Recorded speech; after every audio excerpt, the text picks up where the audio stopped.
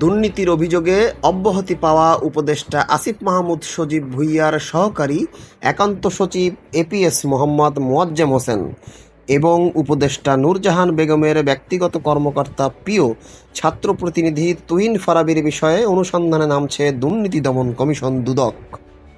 বৃহস্পতিবার রাজধানীর সেগুনবাগিচায় দুদকের প্রধান কার্যালয়ের ব্রিফিংয়ে এক প্রশ্নের জবাবে এই তথ্য জানান দুদক মহাপরিচালক ও মুখপাত্র মোহাম্মদ আক্তার হোসেন।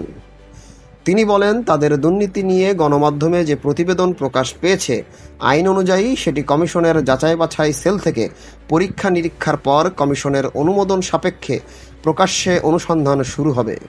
এছাড়া তাদের বিরুদ্ধে কোনো অভিযোগ জমা হলেও একই সেল সেটি খতিয়ে দেখার পর একই প্রক্রিয়ায় অনুসন্ধান শুরু হবে। দুর্নীতির আমলযোগ্য তথ্য প্রমাণ পাওয়া গেলে কোনো ধরনের ছাড় দেওয়া হবে না।